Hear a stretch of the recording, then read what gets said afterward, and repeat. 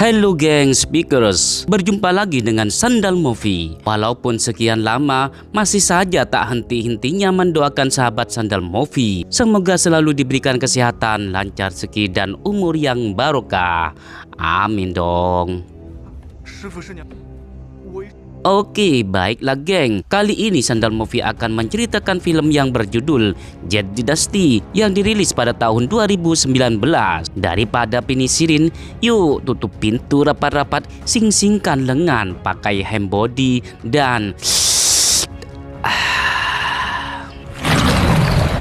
film diawali dua sepasang pendekar yang sedang terbang, penuh keromantisan.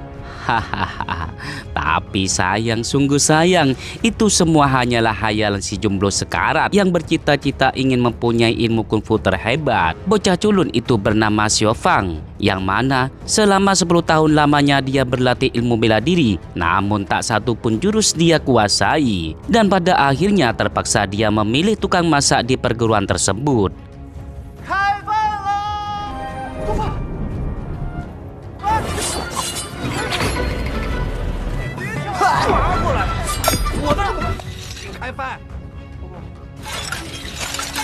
Walaupun Xiao Fang tak dapat menguasai satu jurus pun, ketujuh saudaranya tidak pernah mengkucilkan, bahkan mereka menghormati dan menyayanginya. Lebih-lebih putri gurunya, Linger namanya, gadis yang berada dalam hayalan Xiao Fang yang berada di awal film. Tak cukup di situ, Linger dan ketujuh saudaranya juga selalu menjaga Xiao Fang.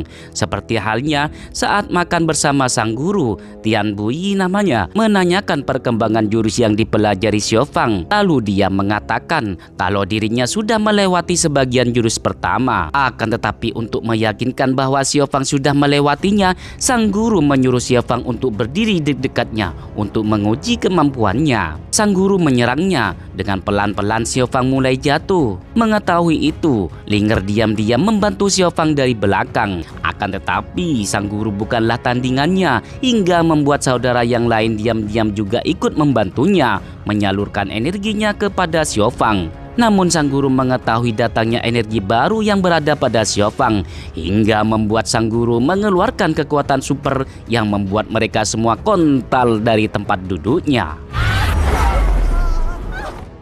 Keesokannya, terlihat Xiao Fang berlatih dengan Linger di suatu tempat. Perlu diketahui, ketidakberhasilan menguasai satu jurus pun di perguruan itu bukanlah dikarenakan Xiao Fang pemalas atau yang lain, melainkan setiap latihan dengan Linger, energi yang keluar dari tubuh Xiao Fang berbenturan dengan kalung merah yang ia pakai. Entah itu kalung merah delima yang harganya puluhan juta atau malah yang lainnya. Yang pasti Xiao Fang rajin berlatih bela diri agar menjadi pendekar hebat seperti kakak perguruan yang lain.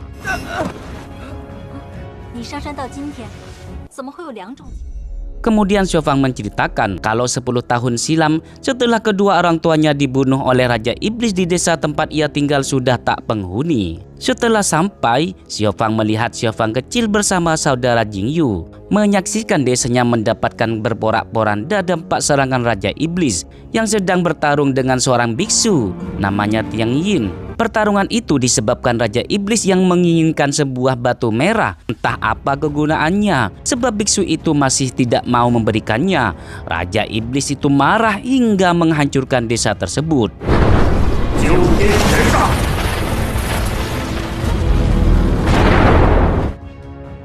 Kemudian setelah desa itu hancur, Xiao Fang melihat penduduk termasuk orang tuanya juga tewas. Tak lama kemudian, Linger dan perguruan puncak Dechu pun datang untuk menyelamatkannya. Namun di desa tersebut hanya tersisa Xiao Fang dan kakaknya yang selamat. Perguruan tersebut hanya bisa membawa mereka berdua. Dan dari sinilah awal mula Xiao Fang menimba ilmu bela diri dari perguruan King Yun. Beberapa bulan kemudian, para guru master dari ketujuh puncak berkumpul untuk bermusyawarah untuk membahas turnamen bela diri yang diadakan sebentar lagi. Ternyata setiap 60 tahun sekali, semua perguruan mengutus beberapa murid terbaik mereka untuk ikut andil di turnamen tersebut, untuk memilih siapa puncak terbaik dan akan menjadi pemimpin perguruan di puncak Jingyun. Sementara di luar sana, para murid-murid dari berbagai perguruan termasuk perguruan Decu berkumpul dan secara diam-diam menitip cewek-cewek yang berlatih dari perguruan Taiju. Sekian banyak murid berlatih di perguruan tersebut, hanya satu yang menonjol. Dia cerdik dan juga cantik. Gadis itu namanya Lusuki. Saat Lusuki muncul dan bergelantungan menggunakan tali di atas sana, semua murid laki-laki pada heboh hingga membuat Xiaofang tak sengaja terdorong dan ditangkap oleh prajurit perempuan. Semua prajurit melarikan diri dari tempat itu, sedangkan Xiaofang digantung oleh master di tempat itu. Sebagai hukuman, tubuh Xiaofang terkena gatal-gatal di sekujur tubuhnya karena telah diberi semut gatal di sekujur tubuhnya. Semua kakak-kakaknya panik sambil lalu menyembuhkan dengan merebus Xiaofang karena semutnya gak hilang-hilang. Karena masih belum berhasil, Linger pun membuat obat khusus agar semut-semut bisa hilang. Namun saat mau diobati, Xiaofang salah tingkah karena dia menyukai Linger.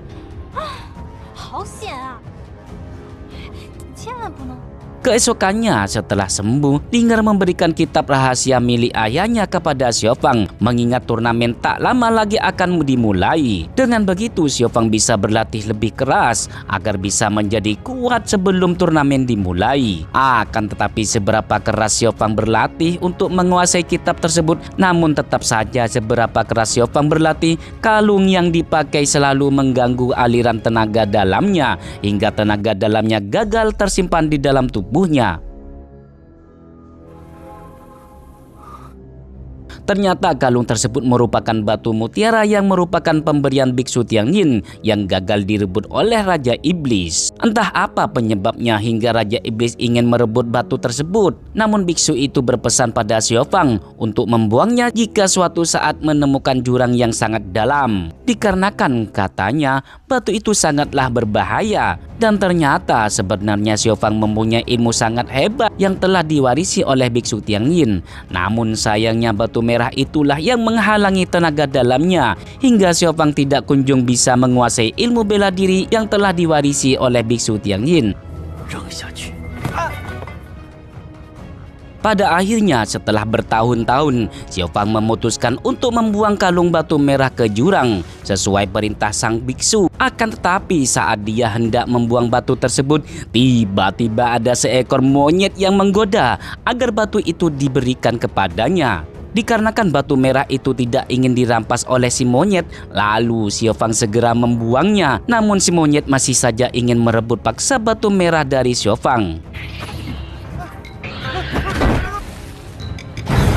Setelah Xiaofang jatuh di sungai, dia berusaha berenang ke dasar sungai. Namun kalung itu menarik Xiaofang supaya menyelam lebih dalam lagi hingga dia melihat cahaya dari dasar sungai. Saat Xiaofang akan mendatangi cahaya itu, tiba-tiba batu merah beraksi kembali dan membawanya ke permukaan.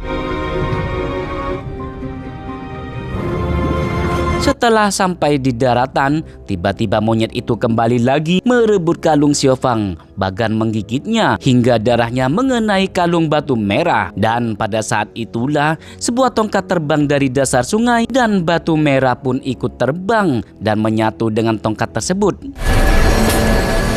Perlu diketahui bahwa batu merah itu merupakan batu penghisap darah yang dicari-cari oleh kelompok iblis. Sedangkan tongkat kayu itu disebut tongkat pengejar sukma yang merupakan senjata legendaris yang sudah lama menghilang. Dari bersatunya kedua pusaka tersebut, akhirnya dunia mulai tergoncang dahsyat.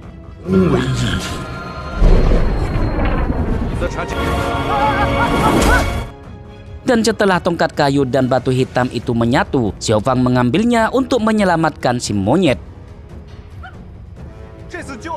Namun tiba-tiba ada seorang bercadar ingin merebut tongkat kayu darinya. Saat Xiaofang berusaha mencegahnya, Linger dan Xiuqi membantu untuk melawan wanita bercadar.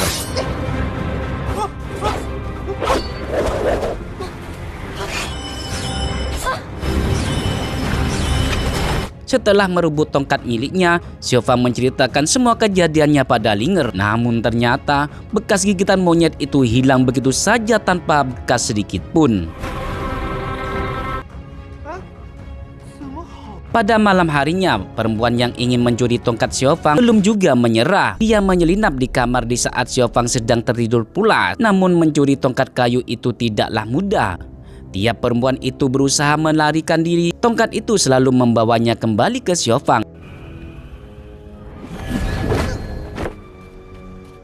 Keesokannya, semua murid sudah mulai berkumpul. Di sana juga kedatangan dua murid dari perguruan Longshu untuk memberitahu kalau turnamen akan segera dimulai. Kedua kakak seperguruan Xiaofang, Jinyu memprotes pada sang master karena sampai detik ini Xiaofang ilmu bela dirinya masih berada di tingkat pertama, namun dirinya sudah dijadikan senior yang harus ditaati olehnya. Dan juga kedatangan Jinyu di perguruan itu untuk menemui Linger karena keduanya saling menyintai. Setelah mengetahui kalau Linger ternyata menyukai orang lain, Xiaofang yang sangat patah hati lari ke atas bukit untuk meluapkan amarahnya. Bersamaan dengan itu pula, beberapa orang berlarian ke arah Xiaofang hingga Xiaofang pun lari. Namun ternyata orang-orang itu bukanlah mengejar Xiaofang, melainkan mengejar seorang wanita yang selama ini yang ingin mencuri tongkat hitam miliknya. Dan setelah mereka terpojok, mereka pun lari ke sebuah gua agar orang-orang itu tidak bisa menemukan mereka. Namun setelah lama bersembunyi di dalam gua terasa lapar, akhirnya mereka berdua membakar seekor kelinci dan bercurhat satu sama lain. Namun ternyata wanita itu namanya Bio, mengaku dulunya menjadi murid puncak Deju. Entah apa motifnya hingga Bio keluar dari perguruan itu. Sedangkan Xiaofang juga menceritakan awal mulanya kenapa dia belajar di puncak Deju. Setelah lama bercuap-cuap, mereka berdua semakin akrab. 打算叶为定。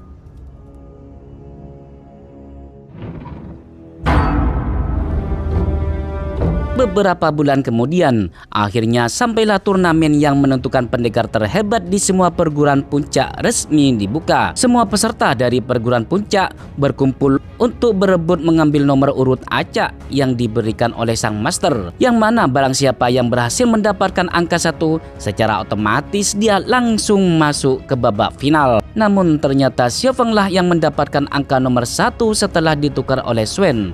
Karena Swen tidak ingin menang dan menjadi siswa terbaik dengan secara mudah.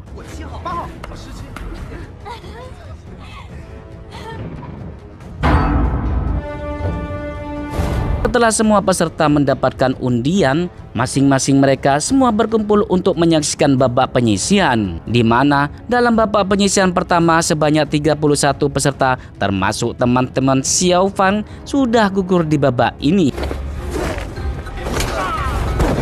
Pada babak kedua, Xiaoqi dengan mudah mengalahkan semua lawannya, bahkan tanpa menggunakan pedang miliknya. Sedangkan Xiaofang melawan Xiao Yuhong, murid dari puncak Chaoyang. Akan tetapi kesialannya, semua kakak-kakak perguruannya memilih pergi meninggalkannya untuk melihat pertandingan Linger daripada menyemangatinya. Dan di pertarungannya hanya dilihat satu orang saja dari perguruan puncak Fengqi. Namun tanpa disangka, saat semua saudaranya mengira Xiaofang yang pastinya kalah, ternyata Xiaofang bisa memenangkannya hanya dengan melempar tongkat hitam saktinya.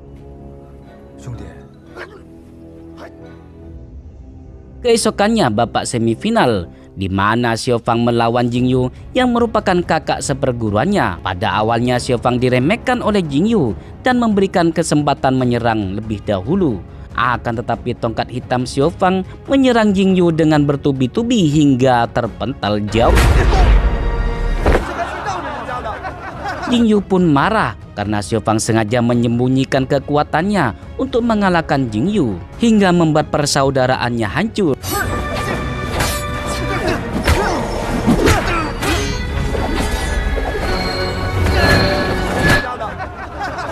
Dan dikarenakan Xiaofang gak ada gunanya yang mengakibatkan permusuhan dengan saudaranya dan memutuskan membuang tongkat hitam ke jurang yang sangat dalam dan tak ingin lagi jumpa dengannya.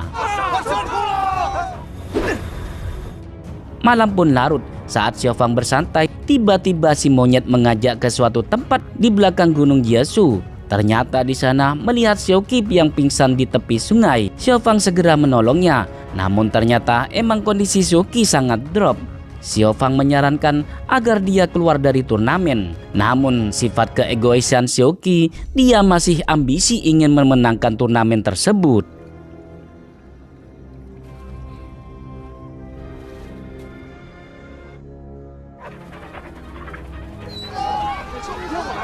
Keesokan harinya, tibalah pertandingan final antara Xiao Fang dan Xiao Qi tanpa adanya hambatan. Xiao Fang yang mengkhawatirkan kondisi Xiao Qi tidak bisa mundur dari pertandingan dan terpaksa pertandingan pun dilanjutkan. Xiao Fang yang sudah membuang tongkat sakti ke jurang waktu lalu, pastilah Xiao Fang tidak mudah mengalahkan Xiao Qi yang ilmu bela dirinya di atas semua murid perguruan puncak. Namun Xiao Fang yang tidak ingin kalah, dia terus bangkit walaupun sudah babak belur hingga akhirnya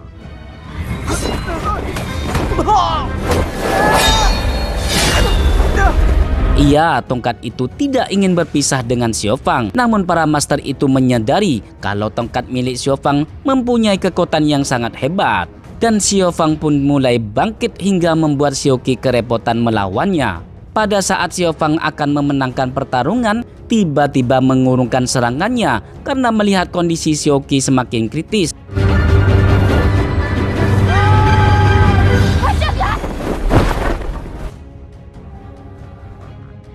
Sementara itu, setelah pertandingan selesai, di bawah kaki gunung para kultur iblis satu persatu menampakkan diri dan menyerang semua murid perguruan King Yun. Dengan kekuatan para iblis mereka, kebanyakan para prajurit King Yun banyak terbunuh dan tak berdaya melawannya.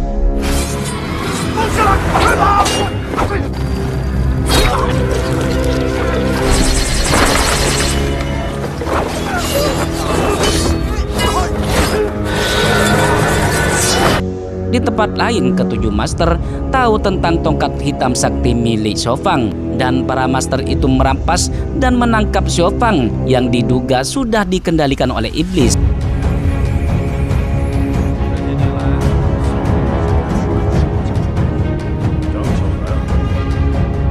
Di tengah meditasinya, salah satu murid melaporkan kejadian di hutan. Mendengar hal itu, para master menjadi percaya kalau Xiao Fang tidak dikendalikan oleh iblis. Lalu kemudian para master beranjak pergi untuk menyelidiki masalah di hutan. Akan tetapi tanpa disadari kalau di sana ada Bio yang menyelinap di atas untuk menyelamatkan Xiao Fang dan tongkat miliknya.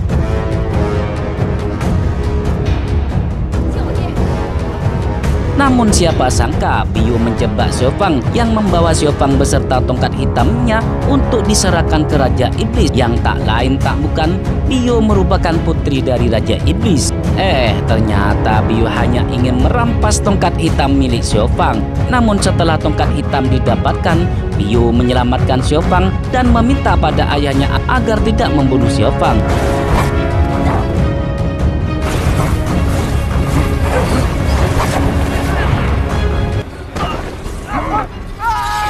Tak lama dari itu, datanglah para master dan murid pun mulai mengepung para iblis dengan jumlah ribuan pasukan. Sedangkan Xiao Fang hanya bisa pasrah terdiam melihat Linger dan Xiao Qi menyerang Bio yang padahal ingin menyelamatkan saja. Namun walaupun berjumlah ribuan prajurit menyerang mereka, tetapi Raja Iblis sangatlah kuat dan tidak mudah dikalahkan begitu saja.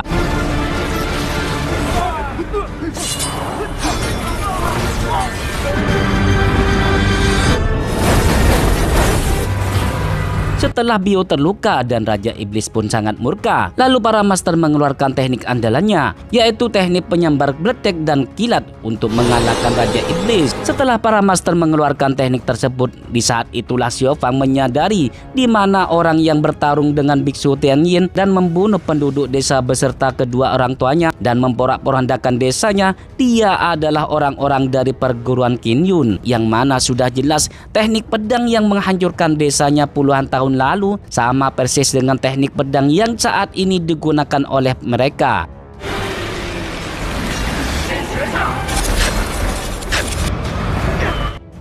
Dan setelah Xiao Fang menyerang, Ki Raja Iblis, Ki yang berada dalam tubuhnya menjadi rusak karena Xiao Fang menggabungkan 3 teknik kungfu yang berbeda di dalam dirinya. Ilmu yang telah dipelajari dari Biksu Tianyin, ilmu dari puncak Dechu, dan teknik Raja Iblis yang baru saja dia serap.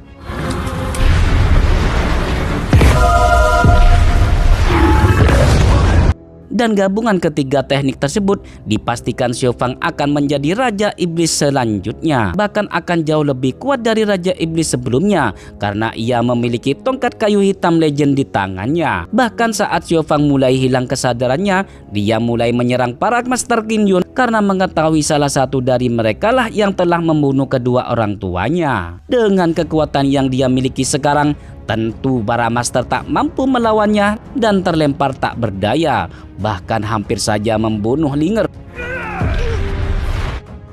Setelah hampir membunuh para master dan Linger, Xiao Fang menyerahkan nyawanya kepada Xiuqi dikarenakan dirinya dan kekuatannya menjadi ancaman bagi seluruh dunia. Namun saat Xiuqi menghunuskan pedangnya, tiba-tiba saat Xiuqi hendak mencoba membunuh lagi, tiba-tiba dia teringat kebaikan Xiao Fang selama ini dan dengan sengaja melesetkan pedangnya agar tidak mengenai Xiao Fang.